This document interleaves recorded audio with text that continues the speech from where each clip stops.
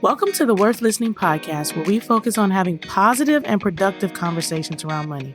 I'm your host, Lauryn, a 4-time Olympian and certified financial planner. On this show, my guests share their money stories. Everyone has a unique story and experiences both wins and losses when it comes to money. My intent is to give listeners something they can relate to, something that builds their courage to be open and take control of their own money story.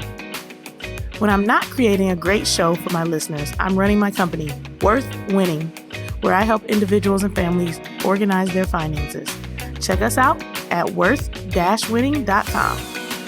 All right, now on with the show. Hey, everybody. So this should be the June 24th episode. I don't know when you're finally running into it, connecting with it, but if you are a bi-weekly listener, you can't miss an episode, then it should be somewhere in the area of June 24th. I was due on June 11th.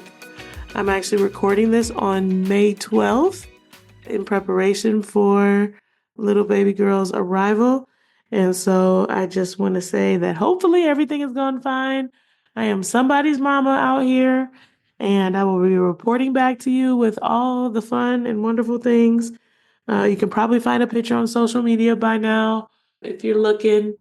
But what is happening is money mindset as a rerun episode, because I feel like at this time of the year, we're halfway through.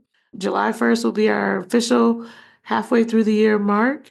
And what better to talk about than the way that we're thinking about our money, the way that we're thinking about organizing our finances. Money mindset is so important that I teach a whole class just about it.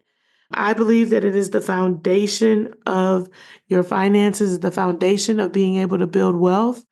And so I thought this was an episode that definitely was worthy of bringing back to the top.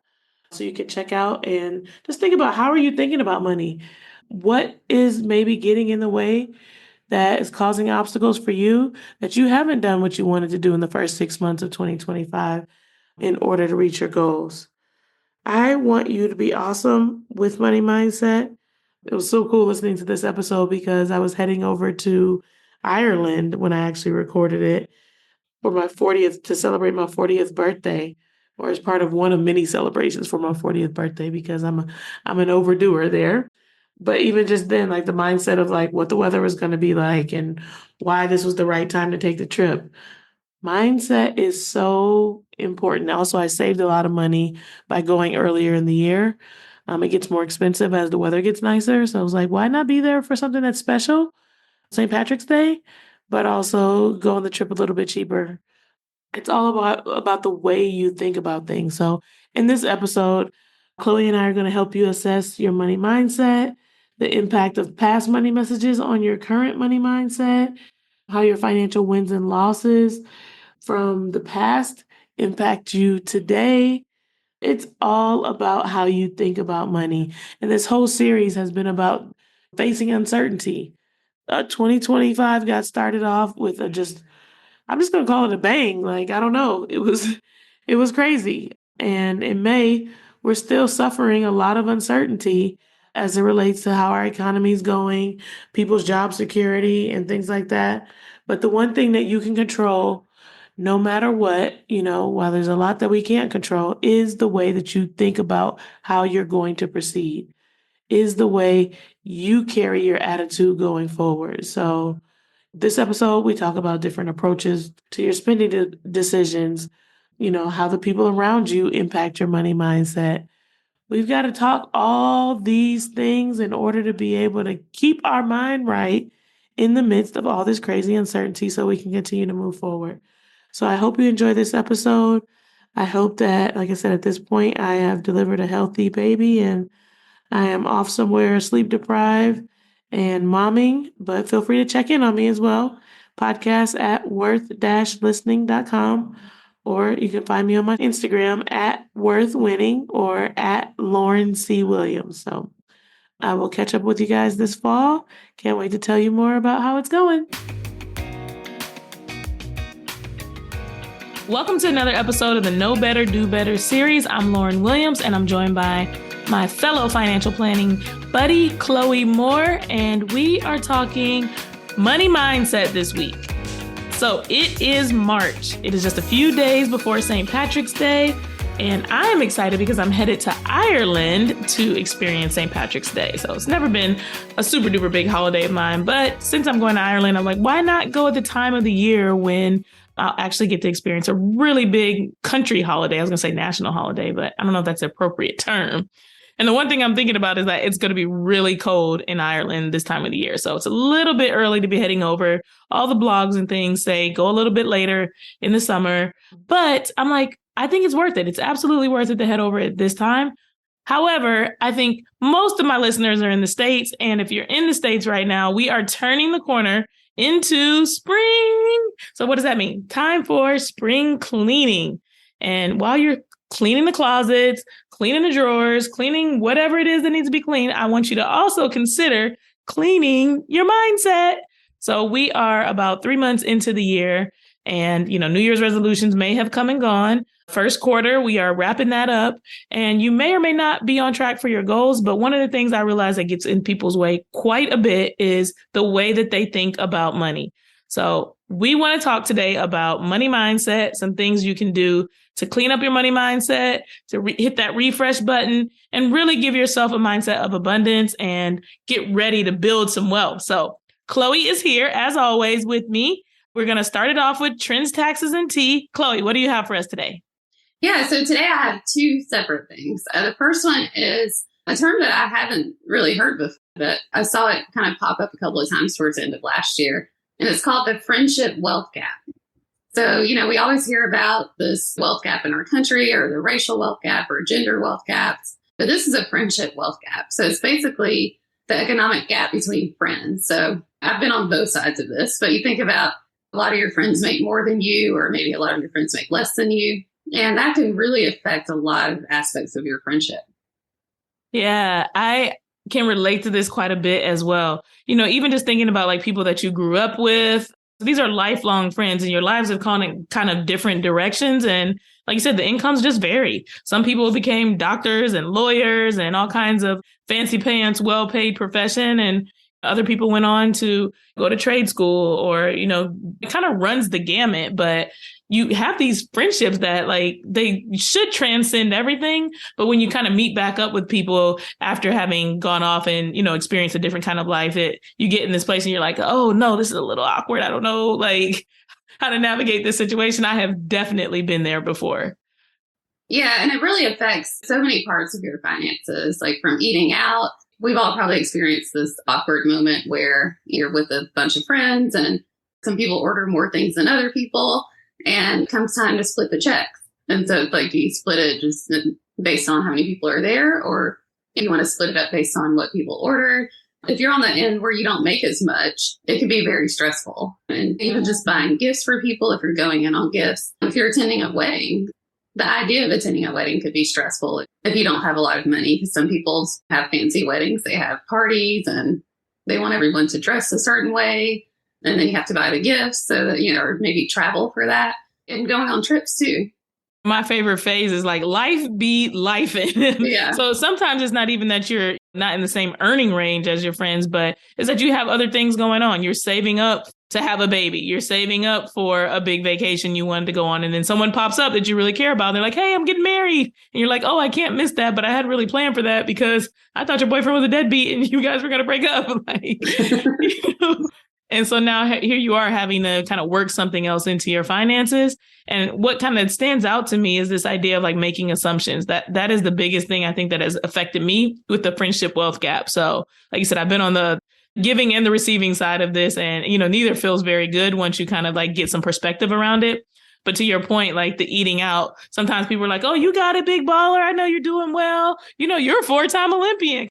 And then you feel the pressure to be like, oh, well, let me just, maybe you don't have it and let me put my card up here. But it's like everybody went out to eat. Everybody was hungry. Everybody knew it was a restaurant and that there was going to be a cost associated with it. So why am I the one picking up the bill? So it definitely gets a little bit awkward trying to figure out how to navigate these things. Yeah, but I like the term friendship wealth gap. I had never really thought of it before.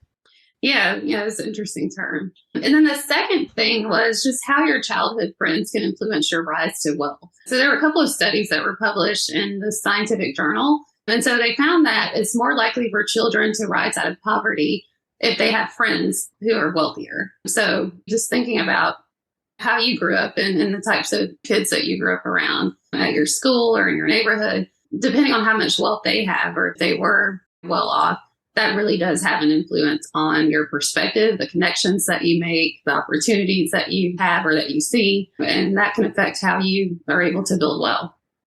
Yeah, I find this one really interesting because I think sometimes we just go through life and we just kind of like, we are who we are. And until looking at this and reading this article, I hadn't really considered the idea that the things that I experienced in my childhood are the things that shaped me into who I am. I guess I had considered that, but specifically the fact that I was around friends that were more wealthy than we were. So we were broke. But my parents went out of the way to make sure that I had really cool opportunities, that I was around people who had, like you said, different socioeconomic backgrounds. My godmother was a physician, married to a physician.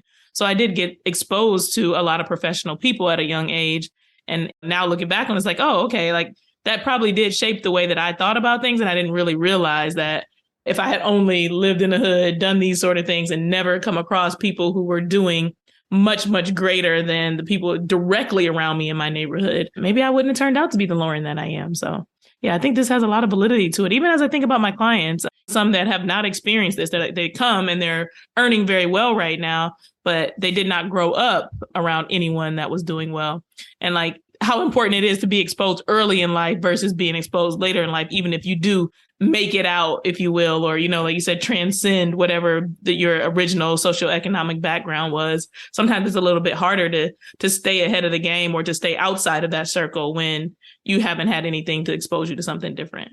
Yeah, that's so true. And I have a similar experience too, because I grew up in an area where the kids didn't have tons of money, but I went to a magnet school. And so I was around different kids than the kids in my neighborhood.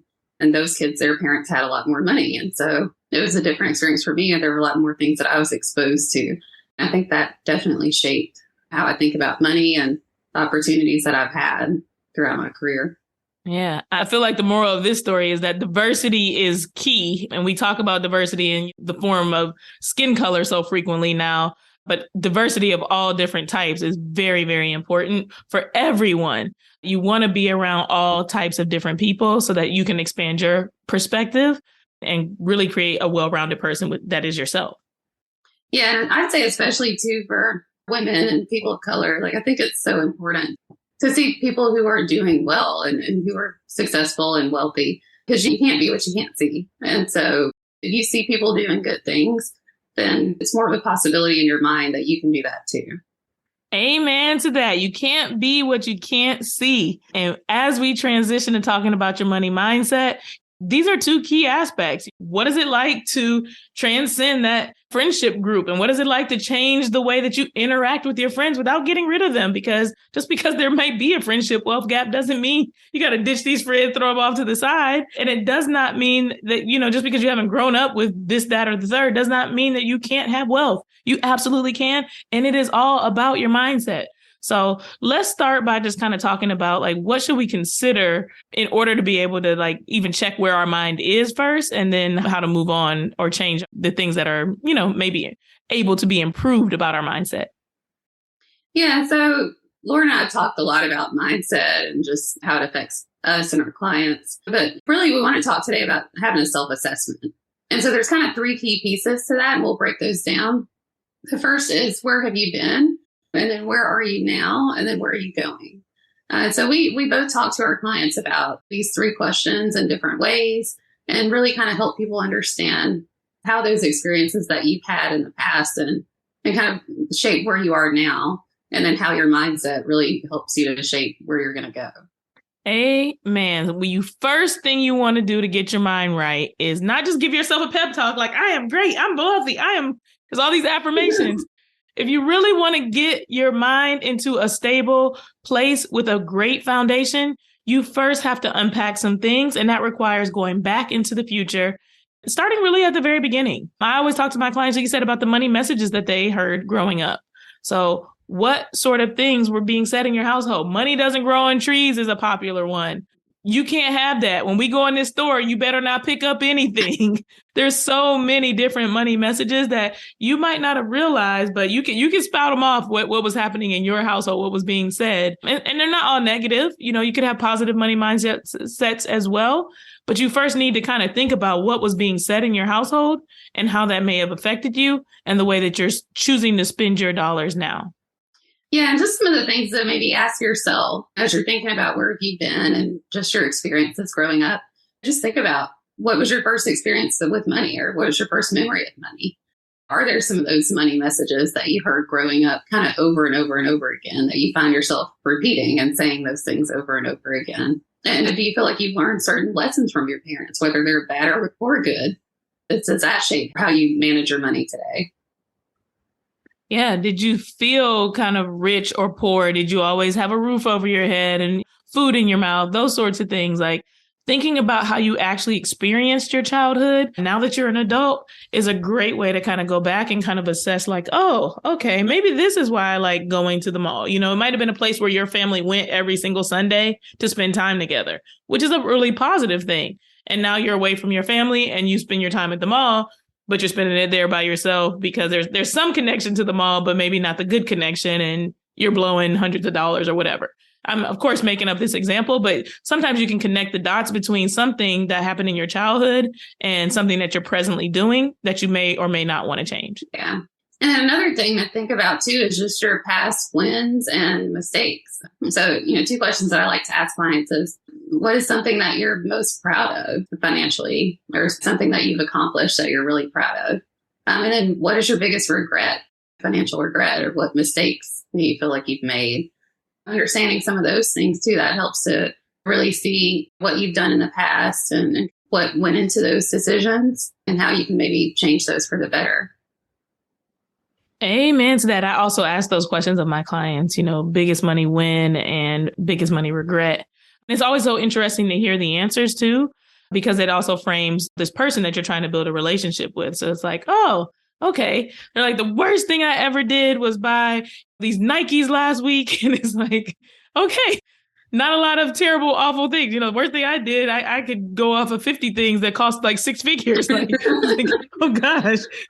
But it's important to realize that everybody has different money experiences and what their wins and their losses are. And the big things that they're trying to accomplish are not the same as you. To that point, while we think about the future, the past, we also want to think about like our immediate past. So we're talking about like going the way back, childhood, 3 or 4 years old, maybe you have a money memory, 10 or 12 years old, you have a money memory, high school, you have one, college. All of those shaped you into the adult person you are now. But what about what just happened in the last year? That is your past. And if we're talking about making changes, we need to think about what your most recent behavior was like so that you can correct, change course, do whatever you need to so that you can get on track and, like you said, change that money mindset. So I would also challenge you to think about, we're in March. What was happening March of last year? What happened in April, May, June, all the way through the rest of the year? And did it shape the way that you did or did not achieve your goals financially? What do you want to replicate about what you did last year so that you can stay on track? And what do you need to ditch because it didn't serve you? And now we're 3 months into the year and you're like, I'm still doing that thing. Let's get rid of it. Let's change our mindset. But let's first think about what we did so that we know what we need to change. Yeah, exactly. And sometimes, too, we have people who come to us and maybe they reach out to us. They're looking for help. They want to get better with their money. And then they go away and they decide not to work with us. And it's almost, inevitable that some person a year later comes back to us and they're just like, I'm in the same place that I was last year and I really should have hired you sooner. But, that happens sometimes. It's like we kind of get into our routines, whether they're good or bad. And you really don't want to be stuck in the same place year after year. Like we're trying to grow, we're trying to build wealth and become abundant. And so in order to do that, you really need to assess what have you been doing and what habits do you need to break in order to get yourself to the next level. Amen to that. And we open those clients with open arms and say, come on back. It's never too late. Come on. It's time to get your mind right now. And I think we also need to be thinking about, like you said, where are you now? So we just talked a little bit about where you've been. What did your past look like? But present day, considering where am I? What exactly is happening in my financial life right now? What's the biggest hurdle that you're trying to overcome? Because everybody is dealing with something and everybody's something is a little bit different. What is stopping you from reaching your money goals right now? What could potentially get in the way of you reaching your money goals? So I think that's one big thing to ask as you think about the right now. Yeah, absolutely. And sometimes there are things that could be holding you back. It could be you, it could be other people or circumstances that you're in. But yeah, just having an understanding of what those hurdles are, really can help. And just doing that assessment of like where you are overall. So like, is there any money in the bank? Is there no money in the bank? The number of people who don't look and they're just like, let me just swipe and see what happens. Or they swipe their credit card or, whatever the case may be. Like I said, maybe enough money to cover these things, but you're spending without actually any real awareness around what's going on. So the where are you now piece of it is, what are my goals? What are my intentions? What do I actually have right now? And where do I want to go based on where I am? Asking those questions of yourself is a really important piece of it. And I think, too, it makes sense to think about like when it makes sense to be cheap and when it's okay to splurge as you start to think about organizing your finances. Chloe, what do you think about that piece? Yeah, I mean, that can really affect your mindset, too. So it's just good to think about, how do you approach money decisions? So when you're buying something, whether it's a service or a product, do you kind of justify things in your head? Do you have like certain dollar amounts that you say, okay, I can't spend more than this much on a pair of jeans or a vacation or something like that? Do you have those kind of beliefs, or do you feel like certain things are worth splurging for? But yeah, there are certain things that, in our minds, we definitely think you can splurge for that are worth it, like experiences, buying your time, spending on your health, self-care, things like that. But if you find yourself kind of justifying certain costs or kind of being cheap where maybe you shouldn't be, then, you want to rethink that mindset. I love that piece of the puzzle, too, because everybody has their own kind of internal number. Like as soon as anything costs $100 to me, I'm like, woo, like $103. What did I buy? Like, let me double check everything that's in my cart. But when it comes to travel, I will just like, okay, it's time to go. Where are we going? Let's go. I didn't even look at how much it costs. I'm just like, that sounds like a fun place to go. So like mentally, there's some sort of block that says like travel, great, go. If it's $99, I might be like, ooh, that's a little bit. But what 103, 10, like 14, I'm like, whoa. What do we spend $100 on? There's not very many things that I'm going to spend $100 on. Like I like things that cost like $7 or $9. So where are your mental blocks and where are you, like you said, overall cheap? And then when is it okay to splurge? And where are you prone to splurge? So I don't know that it's always okay for me to splurge on travel. I do have a travel budget, but it's not okay for me to just go whenever I want. And I need to kind of stay aware of, hey, just because it's travel and it sounds fun and it's your thing you like to do, you don't get to swipe and worry about it later. You have to worry about it on the front end. You really not worry. You have to plan for it. Just taking an inventory of just like, with the money messages, like if you can think of some of those things that pop in your head as you're spending money or as you're out doing different things, that just really helps to kind of frame like your current mindset and see what things maybe you want to work on. Also, we kind of talked about this at the top of the hour, but the company you keep is something you want to consider in the where you are right now. So my 12-week program, we do a whole week just talking about the environment that you're in. So your literal physical environment matters. Is your house messy? Is there stuff all over the place? Is your car messy? But also your work environment, your family environment, your friendship environment. The company you keep matters for where you are right now. And like I said, if you're hanging out with people who are making poor spending decisions, if you're hanging out with people who are living lavish lifestyles, you're prone to try to do whatever your friend group is doing. And it may or may not be appropriate for you, whether so that's keeping up with the Joneses or making bad decisions or not asking for a raise because everybody else around you is complaining about how broke they are and they're not asking for a raise. You are the company that you keep. And it is incredibly important that you take an inventory of your friends and your family members and the narratives that they're using around you and decide whether or not you want to continue to be a part of the circle and the conversations that they're having, or if they are impacting your money mindset by constantly talking negative, talking about what they don't have, what they want, but can't get, what they don't earn, who's holding them back from getting it, so on and so forth. Or like I said, maybe you're hanging out with a lot of fancy people. You're like, I'm trying to level up, but you can't run the race with them either. So trying to figure out like, where's this balance at? And how do I surround myself with people that are going to be positive, motivational, but also meet me where I am?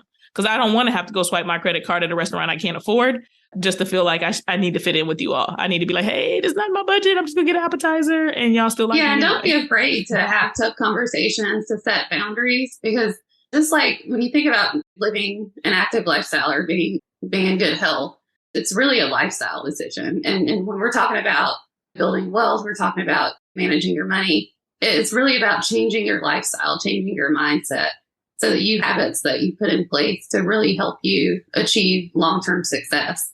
So if you're on a plan, if you're on a path to doing something good with your money and you have people that are constantly trying to disrupt that, you might need to put some boundaries in place and have those conversations.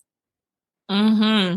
The other thing I was thinking about as you said that is like the people who hold you back by constantly asking you to borrow money. Like you said, you have a plan, you have some goals, you have some things you want to accomplish. And then, Auntie Nikki shows up and she's like, I can't pay my rent. And you're like, oh my goodness, I can't let my little nieces and nephews be out on the street. Really what it is that you need to have a talk with Auntie Nikki about her spending habits, as opposed to running to you and asking you to save them on a regular basis. So, and a lot of people have that pressure of, I'm the one who made it in my family. I need to give back to them. People are expecting this of me. A lot of first generation graduates, first generation that have been in this country. There's a lot of pressure on people to provide for others, but it can also really, really affect the way that you're able to manage your own personal finances. Yeah, absolutely. And another thing to think about too is just how your finances affect your health. There's so many things, we talk about when it makes sense to be cheap and when it's okay to splurge. When it comes to your health, that's a place too where it makes sense to spend the money. Make sure that you are taking care of yourself, that you're eating healthy, that you're exercising, that you're keeping up with all of your regular exams and doctor's appointments and checkups, that you're taking care of your mental health and that you're taking time away for self-care and things to keep your mind and your emotional state in a good place. Yeah, I think of all of those things, but I also think when you say how your finances affect your health, I think about people that are super stressed out right now. And the stress, things like that, not taking care of yourself. So you said buying the cheaper food is something that it could be, but it could also be that like you're not financially organized. And so you feel stressed all the time and you feel physically ill because you carry so much stress. Or you're carrying all that stress to like, I got to make this amount so that I can cover the rent to keep the roof over my kid's head. And also they want to go to Disneyland. And, just this rigmarole of like, I'm just one financial mistake away or one paycheck being laid away from everything falling apart and me looking crazy and everybody knowing that I don't have it all together. And that wears on you. It keeps you up at night. It's not healthy to be carrying that kind of stress around. So, Chloé mentioned your mental health and your physical health and investing in those things, but also just being financially disorganized can cause you to be unhealthy in other ways. Like she mentioned food, you might be buying crappy food, making you unhealthy. And now we got to deal with cardiac issues, blood pressure issues, so on and so forth, because you're trying to buy something that's super cheap, or you got a sweet tooth that's super unhealthy. Like we want you to get the good insurance. We want you to, go out and exercise, get a gym membership if necessary, but also want you to be thinking about how you're actually spending your money and how those things might be affecting your health and how that can lead to a long-term spending problem when a health issue comes up. Yeah, that's so true. And something else that when you said that, it made me think about another thing. For people who do spend out of control or their finances are so disorganized that it becomes stressful, it can also put you in a position where you're working in a job that you hate, but you make a lot of money and you have to continue working that job because you've created the situation for yourself where you have this expensive house, expensive cars, you're spending out of control. And so it's like you have to keep up with this lifestyle that you've created for yourself. And so then that causes stress and you could be working in a toxic environment and you really want to leave, but you can't. That is a good point, Chloé, because so many people get caught on the hamster wheel of I'm well compensated at this place, but like you said, once again, I'm just one paycheck away from it all falling apart because I've built a lifestyle based on this being well compensated, and a layoff or something like that, like you might not be compensated as well elsewhere. So making sure that you're living within your means, that you have proper savings so that you can throw up your middle finger if you're in a toxic work environment and go find something else. That provides a whole plethora of mental health and flexibility and just like, stress relief, knowing that you don't have to stay a place that you don't feel comfortable because you feel like you won't have a roof over your head if you don't stay at that place. Absolutely. And so the next question, we talked about where have you been? Where are you now? So the last question is, where are you going? When you're thinking about, just your money mindset, you really do want to picture yourself long term. What do you want your life to look like long term? How do you envision yourself? And do you actually want to quit work and kind of fully retire? Or do you want to kind of be able to take breaks or have that flexibility to maybe go down to part-time? So just envisioning your life as you would like it to be. And then that helps you to get in the right mindset to take the steps that are necessary. Yeah. So where have you been? Where are you now? Where are you going? Super duper important to get the past together. Maybe get help with whatever you need from the past. We got some financial therapists we're going to leave in the show notes because there might be some stuff you unpack that you're just like, I need a little help with this. Where am I now? All right. Okay. I know where I am, but where exactly am I trying to go is the third question and a key piece of the puzzle. Do you have goals?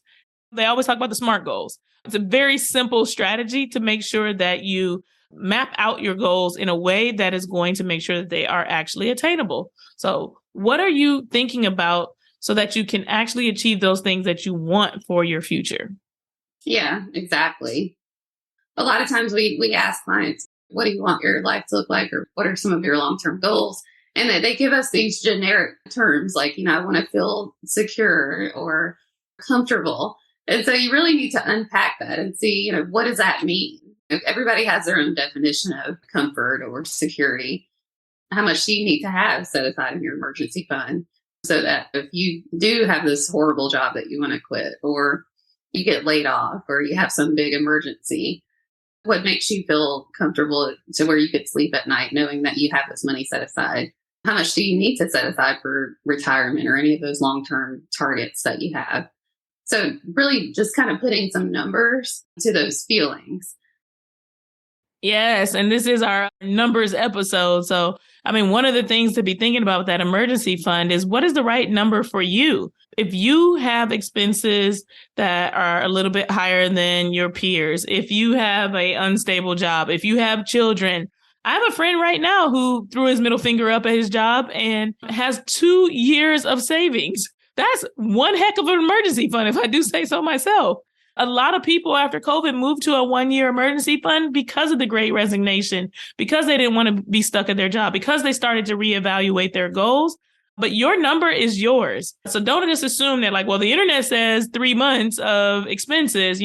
I'm more of a 3 to 6 months of your take home pay. So I don't believe in doing expenses at all. And then depending on, like I said, your risk tolerance and what you're trying to accomplish in life, if you want to have that FU fund, a 1-year emergency fund is not an unrealistic number. And sometimes that's so scary for people to think about. You want me to have a whole year of what I bring home just sitting in the bank doing nothing. And I'm like, yes, absolutely. Its job is not to be invested. It's not to make my money work for me. It is just to provide you with the security. But you first have to decide what you want for yourself, because some people are okay with just having 3 months. They work in a field where it's really easy to find work in another place. If you're an accountant, there is always going to be taxes. No worries there. The medical field is another one where it's usually pretty easy to find something else. But maybe you have a really niche job, or you just want to take a break and find something that is actually right for you, that is a good culture fit, that is in a good climate. You might want to move from the East Coast to the West Coast, or the West Coast to the East Coast. That is where your emergency fund really comes into place. I know we harp on this a lot, but as we talk about where you're going, thinking about what do I want for myself and what do I want the freedom to be able to do is completely different than what your friend might want to do. And you're going to feel really good when you can take your year off and you can travel to Bali for a month of that year. because that's what you wanted to do. It's not what your friend wanted to do. For sure. And, just think about too, we have all of these outside influences. We have social media, we do have our friendships, and we have our family and coworkers, colleagues, everyone kind of telling us how we should spend money, what we should value, what should be important to us. But you really have to take the time to understand what's important to you. And if it makes sense to you, and if it's something that helps you get to where you want to go, you can block everything else out. Yes, because there is this concept of like never having enough. And everybody's always talking about like, well, if I could just do this, then, and then they add something else on top of it. Like, okay, now that I did this, but like, what is your enough? You need to really understand this concept of having enough instead of continuously wanting more, because it does prevent you from achieving any long-term progress. So retirement, for example, at some point in your life, you either will not want to work or you physically will not be able to work. And so to keep putting retirement on the back burner is not a good idea. But what your retirement and my retirement look like are going to be entirely different. You absolutely need to decide, what age is that for me? What age do I want the freedom to be able to do these things? What kind of lifestyle can I live? Like, can I have a roommate and sleep on a twin bed? Is that comfortable? Like, I'm okay with that. I'm not planning my retirement in that way, but I'm the kind of person that can sleep in a hostel or go to the Ritz-Carlton. Like, I'm okay in either environment. Some people are like, oh no, I absolutely need the middle of the road. Like, I can't sleep in something that's worse than the Westin or the Hilton or the whatever place. Like, you've got these standards, you've got this quality of life that you want. You need to build retirement savings that's going to allow you to have that quality of life. And it's not going to be having that quality of life now and later if you keep piling on to that quality of life. So what does it mean for you to have enough? And when does it feel good to say, okay, I got a raise, but my life is good. I'm taking 2 vacations. I don't need to up that to 4. I'm going to see my family on a regular basis. All I need to do is save some additional now so that I can do the things that I want. What does it mean to have enough? Yeah, exactly. And that's something that we talk about a lot too, is lifestyle creep. We talk about it so much just because it affects so many of our clients. And we see it over and over again where clients, they might double or triple their salary. And there's studies that show that once you make a certain amount of money, like, your happiness isn't going to increase magically. And so you have to think about, once you have all of your basics covered and you have a couple of extras, and like Lauryn said, if you're able to go on vacations, you're able to buy nice things that you want and just have some freedom and flexibility around your spending. But as your income goes up and up and up, if you're comfortable at a certain point, you can start to really save and build wealth with the additional income that comes in. When you retire, at that point, you're living on a fixed income. So if you're just accustomed to having your income go up and up and up, and you're just spending more as your income goes up, you'll never be in a position where you're comfortable retiring. The bonuses don't come in retirement. For my clients here that have equity, the extra equity that comes in a few times a year, that doesn't come in retirement. So you really have to get accustomed to living on a certain amount of money and being comfortable with that. Yes, yes, yes, yes. And I mean, I think that's a good segue to these questions that I frequently ask my clients. They call the Kinder question. So there's 3 of them that are really popular.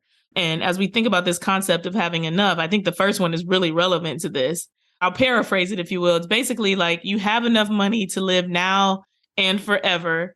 That's just not going to be a worry for you. Describe a life that is complete and yours. Like, you can do whatever you want now that money is not an object. And taking a moment to actually like write that down and say what that answer is in depth, I think is a really important exercise, because it shows you what's important to you. So I got a gajillion, trillion, million, billion dollars. Like, you're probably not going to fly back and forth on a private jet every day.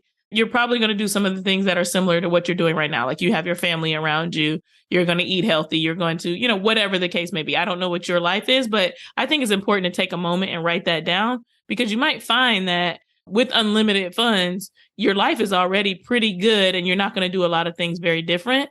So now money is just a tool to help you live the life you want, and you don't actually need those unlimited funds to really have the life that is rich and deeply yours already.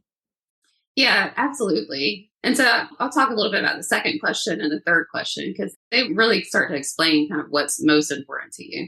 So the second question is This time you visit your doctor and your doctor tells you you have 5 to 10 years left to live. So the good news is that you won't feel sick. The bad news is that you have no notice of when you're going to die. So knowing that you have 5 to 10 years left to live, what would you do in that time that you have left? Like, would you change your life? How would you change your life? And then the third question is, this time, your doctor says that you only have 1 day left to live. So, just think about all of these feelings that arise as you know that you only have 1 day remaining. So what is it that you were not able to accomplish? What were you not able to do? Who were you not able to be? Yeah, those are some very real questions, like you said. And I love asking these questions of my clients because it gets them thinking about money in a way that they have never thought about it before. So 5 to 10 years left. That's not like a little bit of time. A lot of people like, ooh, I got to pay these student loans for 5 more years. I'm not going to make it. But when you start talking about you're going to die in 5 to 10 years, it seems like it's a very short period of time. However, it is a good bit of time to be able to make an impact, to kind of live a nice life, and not having unlimited funds. I think that's a key piece of the puzzle. It's like, you don't have a lot of time, but you need to do what's important. And money is not the thing that's going to allow you to do what's important. That's what I hear when I hear that question. And that's what I usually get as an answer from my clients. Like, oh, crap, I don't have enough. Or they talk about the legacy they want to leave for their family. Like, I better get my finances organized so that my kids are okay if I'm not going to be here 5 to 10 years from now.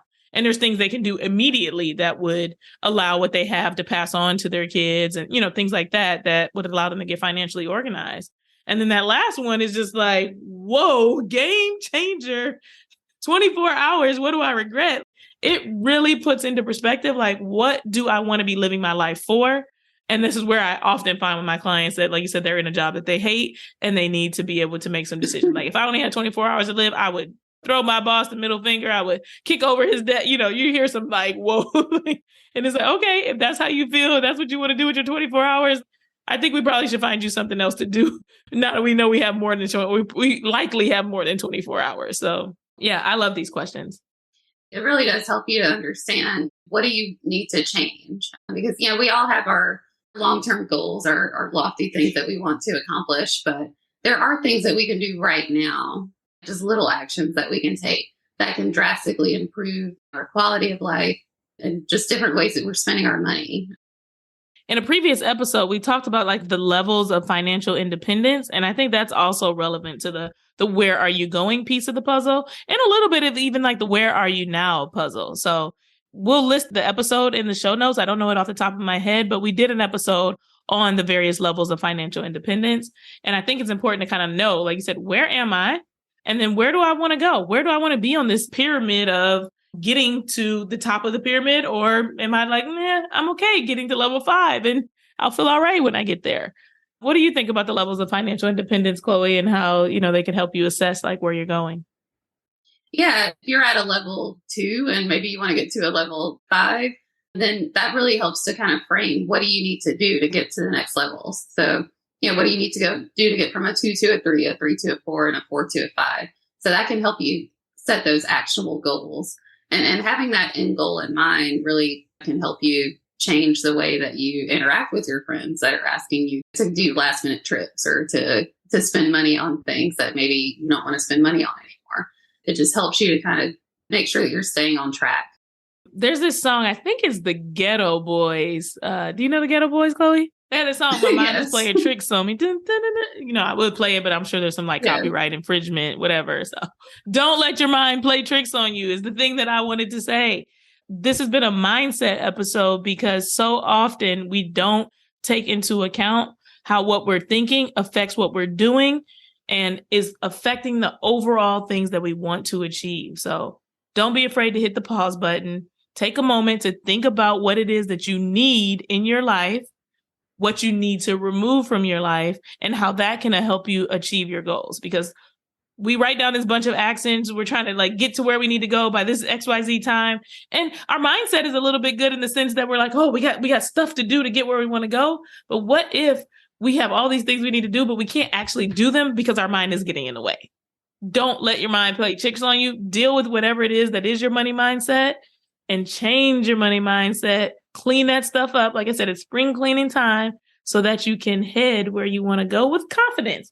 Stick your chest out. Feel really good about it. Walk down the street and like, yes, I know my plan. I want you to feel really good. Since I can't play this song, though, we're gonna leave you with our quote like we always do. So what's the money quote for today, Chloe?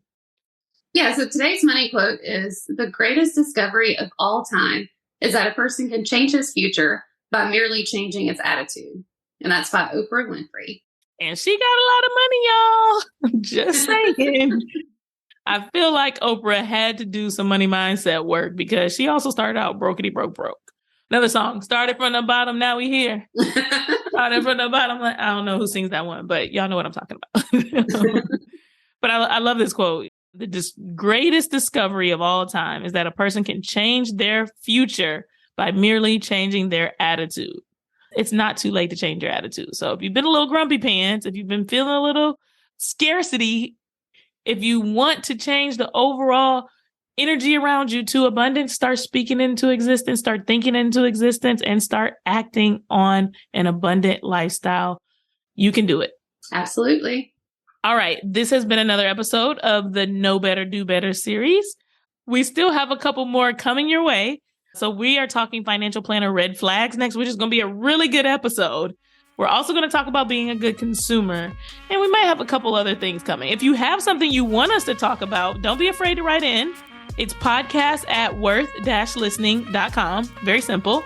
We are happy to take your suggestions because Chloe and I love talking to each other, but we most importantly love talking to you about things you can do to take control of your finances. So until the next time, enjoy your day. Happy St. Patrick's Day, and we'll talk to you soon.